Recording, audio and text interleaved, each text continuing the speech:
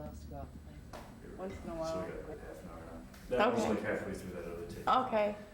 Okay, so with this step-by-step program, we have people come in and we ask them to fast for 12 hours. And that's just to get some accurate blood checks. We prick their finger and get their blood pressure. And then once they're, like within 10 minutes, their readings from their blood is ready.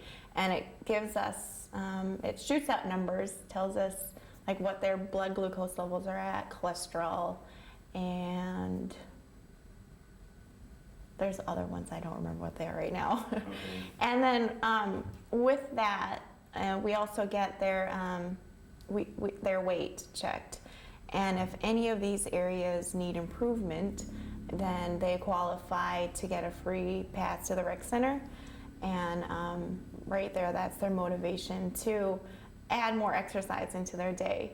3 months later, they come back and get checked again.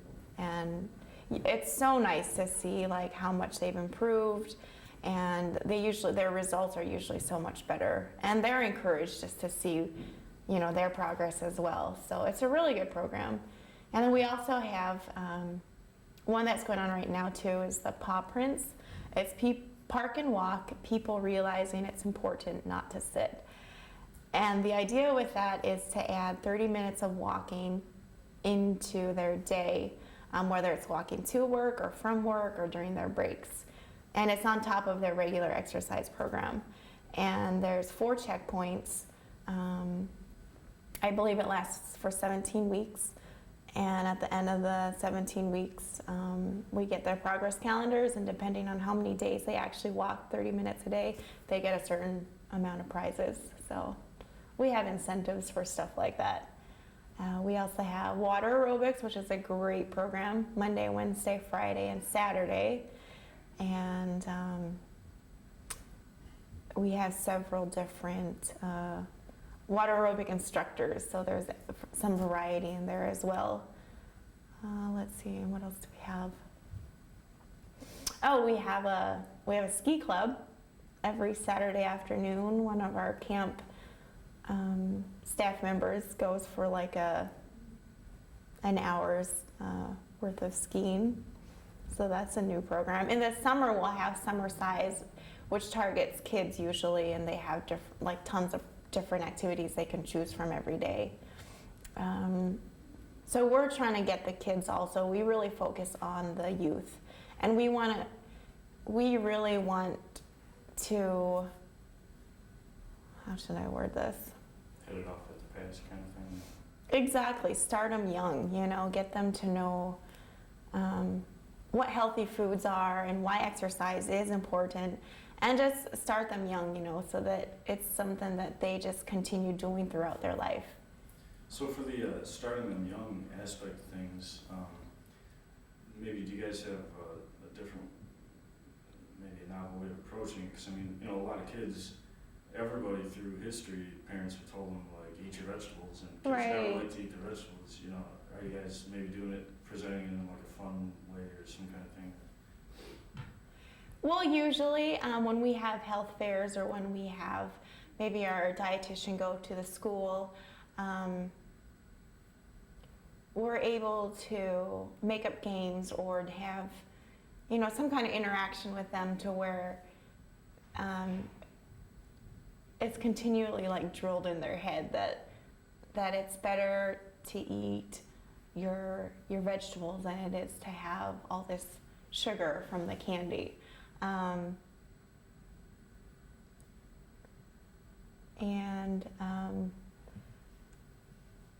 then I think just actually having it as an option, like you used to do the healthy breakfast program, and just having that option there and available, and constantly on a daily basis having these healthy foods in front of them, at least so that they can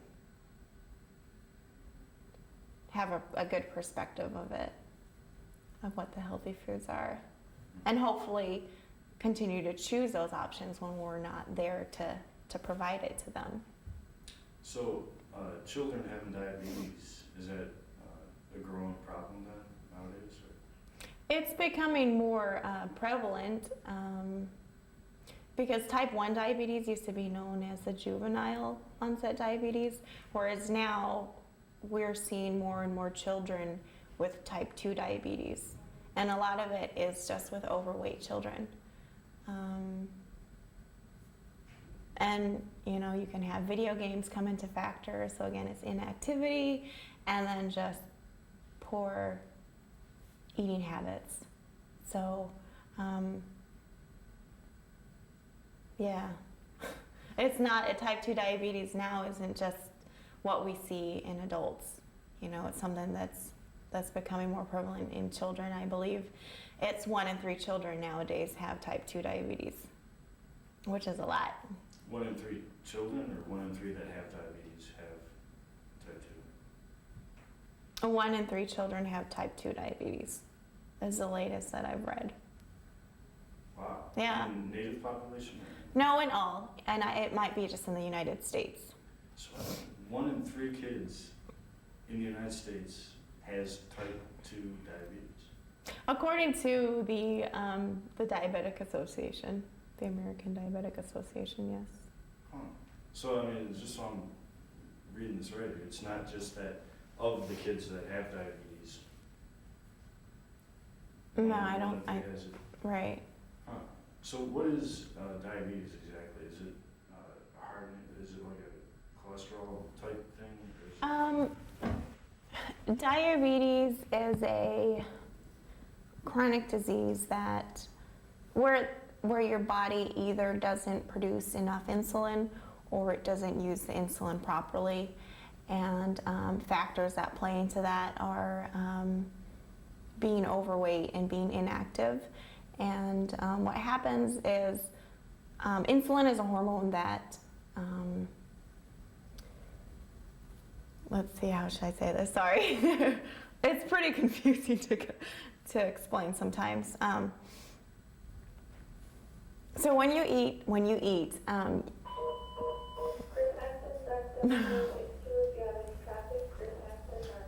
While they were doing that, does orange juice help? Just as much as anything else? What? Does it what? Orange juice, is it good for diabetes prevention or anything? Are things with antioxidants, or is that a totally different realm of? It's different. Okay. It's different. So diabetes is more about avoid bad foods than certain good foods are good for fighting it. Is it? Well, with diabetes, we just one way to prevent it is to reduce the amount of fat that you have in your diet, and then also by reducing your calorie intake. And so it's been proven that if you have a moderate weight loss, which would be about 5 to 10% weight loss, in addition having 30 minutes of exercise into your day, then you can have a significant chance of reducing getting diabetes. What are some of the symptoms of diabetes? How, if you didn't... Right. A lot of people actually are unaware that they have diabetes. A lot of Americans don't even know that they do. And some of the symptoms are increased thirst, increased appetite,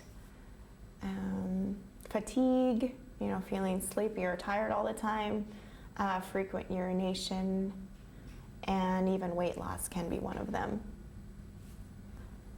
Weight loss? So would that be like your body trying to moderate itself doing that? Or does it lose the wrong kind of weight? I'm not sure. Okay. Trying to think of some other... I guess if there was anything that might be the most important thing for people to know about diabetes, is it a killer? It is. It's a very chronic disease. It shortens your lifespan.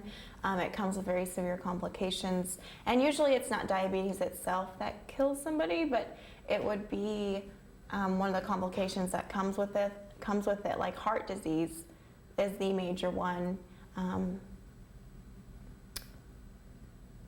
Kidney failure, and I'm trying to think of what the other ones are.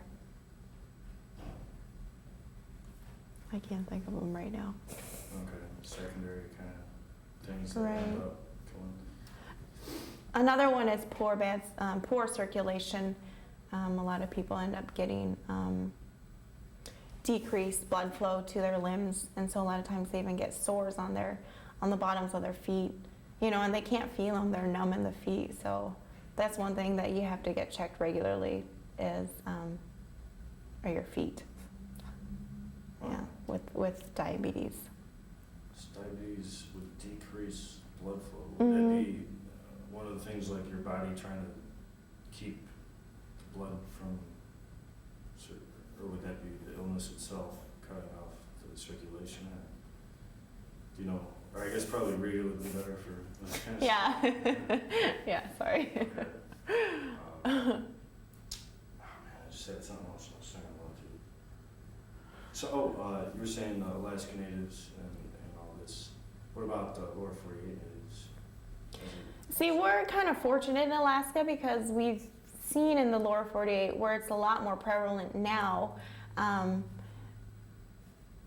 And I don't know why just yet it hasn't quite reached Alaska. Those numbers that they're seeing down in the lower 48 haven't quite reached Alaska yet. But the great thing is, like,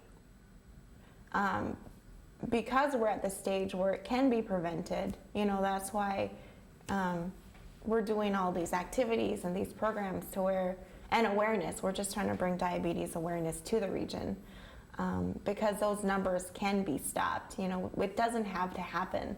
The nice thing is diabetes can be prevented. You can avoid it, and once you get it, you have it for life.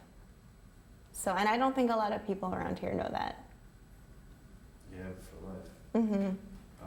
But once you get it, there are things that you can do to kind of To manage it, right? You just eat healthier and try to keep active, and then of course you there's medication involved too. Mm-hmm. Any numbers for like percentages of people that are in high risk, populations that actually do have it? Is it like 50%? I don't know on the top of my head right now. Okay. Yeah. Okay, so you guys with Norton Sound Health Corporation, you got this program going on. Are there like sister programs in other areas around Alaska? There's a Healthy Heart program. We don't directly work with them though, but they kind of do the same thing. And then there's other diabetes prevention programs around the state as well that we meet with on an annual basis. That are geared towards natives or for like a government kind of thing, or the other ones? The other ones are just, they're also departments within their hospital, just like we are. Where do you guys get your funding? Is it through the hospital or do you have separate grants? Well, there's a couple different grants that we have. We have the grant that we got from Indian Health Services. So in this diabetes prevention program, you do have to be a IHS beneficiary to be a part of it. And then we also just get funding for the rest of our camp department programs and services. It is through the hospital, through Norton Sound Health Corporation. Do you have any of the numbers of mills or anything? How much money is going towards this awareness program? No. Okay, I guess Rania. Probably, yeah. She deals with all the grants. I don't do anything with the grants, so I don't know. How long have you been involved with this program? With camp itself, actually, I'm pretty new to the camp department. I've been working at the hospital for a year and a half only, but I've been in the camp department just since September 2005, so it's only been a half a year. Okay. So I guess in your time, you probably haven't seen much of a difference. But you say camp has been around for a couple of years. Mm-hmm. Do you know of any progress that they've made? Is there anything quantifiable? The big one that we're very, very proud of is Stop the Pop program. We've gotten several villages around the region to actually stop selling sodas in their school. And that's, it's a huge problem here in the Norton Sound. We see not only kids, but, the adults as well, drinking cans and cans of soda throughout the day. And of course, not only is it bad for your oral hygiene, but it's pretty detrimental to your health too. You shouldn't be having so much, it's pretty much just like sugar water, you know, and that's something that we're trying to decrease in our region. It's just the amount of sugar that kids especially are intaking. So do you have any kind of program like replacing the juice machines or something like that? Actually, at the Nome Recreational Center, we've actually worked with them, I should say, to stop selling sodas also, and in replacement they sell stuff like Gatorade and flavored water. And fortunately, the sales have been good. Like the big thing is Iditarod. We have people from around the state and a lot of people from around the region going to Nome to watch the Iditarod and to play in the basketball tournaments. And so that's also one area that we target is big events like that, you know, when we do healthy promotion type stuff there. Yeah. Promotion, okay, so sort of like you're also a vendor kind of thing, or like you're giving out stuff? Well, for example, like when, one way that we promote it is through like incentives. Like whenever a person buys a healthy item, like if they choose flavored water or Gatorade, you know, and some kind of healthy snack, they'll get a sticker, and then they need to get, I believe, like 6 stickers on their piece of paper, and they turn that in, and every day we choose several different papers out of the big, you know, pool, and they win a big prize, like a snow machine jacket or a snow machine helmet, you know, that type of thing. So there's always some kind of reward for making a healthy choice. And that's kind of how we work with the other facilities around town, is we'll provide incentives and funding and that sort of thing just to make it possible.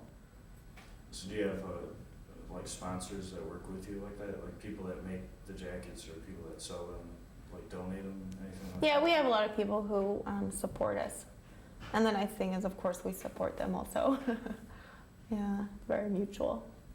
How do you support vendor or, you know, like merchants? Oh, it's their name. You know, we're able to promote their name with what they give us. You know. Basically. Yeah. Name placement kind of. Mm-hmm. Or product placement. So how many villages are you guys involved with? 15. 15 villages, all around the north and south, or it's the north and south Norton Sound, right? area. Mm-hmm. I guess earlier I was kind of trying to get a feel for maybe progress, but I guess you can't really tell like progress that has been made in a preventative kind of format, can you? I mean, it's kind of tough to really. Maybe not yet. It's probably too soon now. At this point. Right. I don't think we would have hardcore statistics just yet. What about like Russian natives and that kind of thing? Is there any, you guys I don't know. in contact with? No, I don't know. Okay. I'm a Russian native. I don't know though. We don't. Boyko's over there right now. And that kind Right. Yeah, I don't know. So you guys got you're doing like the aerobic kind of programs. So you're doing these to encourage physical activity. Mm-hmm. Like we even, for example, just a couple months ago, in October 2005, we had an instructor from UAA come to Nome, and we kind of advertised it around the region, and anybody who was interested in becoming an aerobics instructor, we had them flown into Nome for a weekend, and this instructor from UAA taught choreography, she taught dance moves and routines and that sort of thing. And those that completed the program became certified as aerobic instructors. And the nice thing is we had two from the villages. We had one from Shishmaref and one from Unalakleet. And now both of them lead exercise sessions in those villages, and they get paid for it. So it is kind of hard because camp is located in Nome, but we try to do activities like paw prints and then the aerobics, just to get everybody else involved too. And then of course we travel to different dance festivals, and we sometimes follow Joe Garnier around and help him out with his presentations, and just trying to get our word out about healthy living. So in a minute I'll ask you to go into Joe Garnier and what he's doing. But before I forget, so you have various sort of celebrities that you're using to help promote this, or is Joe Garnier the only? Joe Garnier probably right now is our primary celebrity that we use. Like, everybody in the Norton Sound knows Joe Garnier, and they know that he's, a musher, and that he's promoting a traditional living. And so he's a great role model that we can utilize. Yeah. Okay. And the kids really look up to him too. So he's really great. He's great for the camp department and for the region in general as a role model. So what exactly is he doing? How are you guys working together? This kind of thing? Well, when he does different races or when he travels to different villages, he does school presentations, and I believe he primarily focuses on traditional living. And because we sponsor him, he also talks about diabetes prevention. So, yeah, we've actually had him come into the camp department and sit in with us as Dr. Schofield, or one of our camp team members. He's kind of like our camp doctor. We've sat in with him, and he's kind of been like our instructor and tells us more about the disease diabetes, and how you get it and how you can prevent it. Oh, what's that, Dr. Schofield? Mm-hmm. With Dr. Schofield. Yeah. So you have on your staff, you have a doctor that was Dr. Schofield. Mm-hmm. And do you have a nurse or multiple nurses? We have a nurse, Rita Binford, and she works a lot with the diabetic patients. So she primarily focuses on the management part. And then we have a dietitian, Kelly Keys, and she actually works with the diabetes prevention program, so she does prevention and management. And then we've got our camp director, Rania Parker, who kind of oversees everything.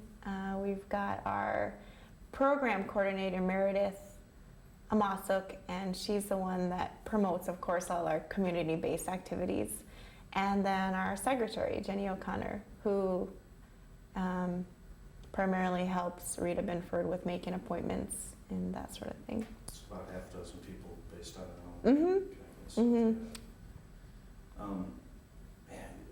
Let me think about when you're introducing this concept to people and kids and anybody. Mm-hmm. How receptive does it seem like people are usually right away? I think a lot of people initially are, I don't know, they're probably a little confused just because, like I said, diabetes it's not something that, it's not very common, and a lot of people don't know much about it. So there's always a lot of questions, even just what is diabetes. And I think a lot of people now know, why exercise is important and why we promote healthy eating. We've gone to so many school functions and community functions, and we promote that sort of thing as much as we can. So it's surprising now to when we ask questions, like at halftime shows in basketball, games, like high school basketball games. You know, we sometimes do halftime shows, and we'll ask questions, and if they get the question right, they'll get a prize, like a water bottle or a packet of fish strips or something. And like we ask questions like, how much exercise should you get in a day? How many minutes should of exercise should you be getting a day? Or what's another good one? Like, how many teaspoons of sugar are in a soda, and how many what's the limit of sugar in a day?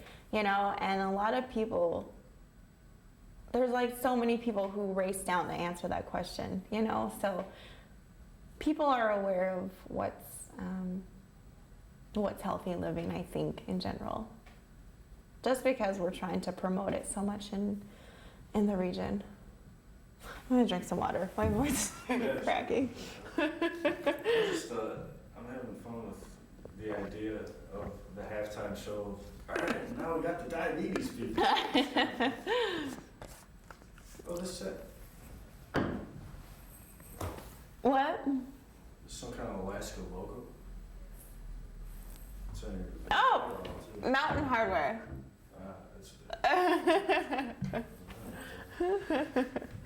So you guys give out water bottles and that? I should have brought one, yeah.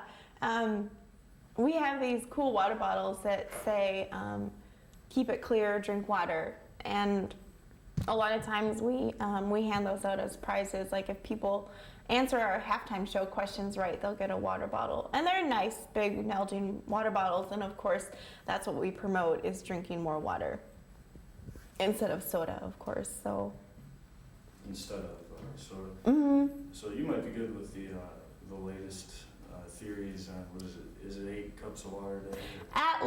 It's at least, and it varies per person, of course. You know, if there's somebody who's an athlete who exercises a lot, they need to be drinking a lot more. They need to keep hydrated throughout the day. You know, drink before and after, definitely, to replenish. But I think the latest it is 8 cups of water. So. Okay, so with water to replenish and that, what about, I was hearing you should have some protein before or after doing physical, or is that just muscle building? You should definitely, I think if you're an elite athlete, carbohydrates is, like complex carbohydrates, is of course, you know, your body's main source of fuel, of energy, and so you should be consuming mostly carbohydrates. And of course, it should be a balanced meal as well, so you should be getting in your protein as well. Protein is just as important, but if you're an elite athlete, then carbohydrates, if you want to have your peak performance, then carbohydrates should be a huge part of your consumption. And it is important to have a light meal a couple hours before, and then also to replenish, you know, any nutrients you may have lost. So by eating afterwards is important too. Okay. There's something else I'm forgetting too.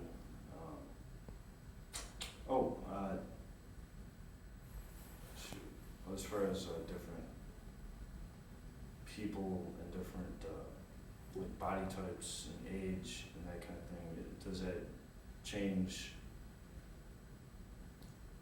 like the kind of foods they should eat?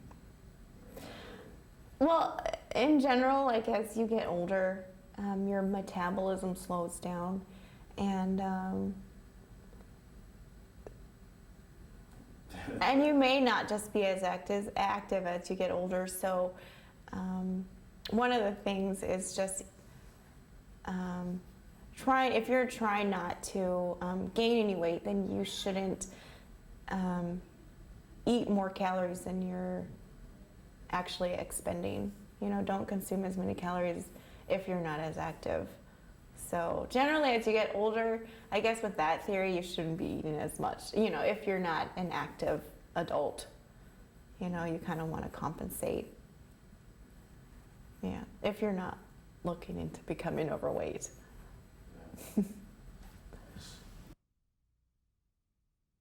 I decided that I just want to do it.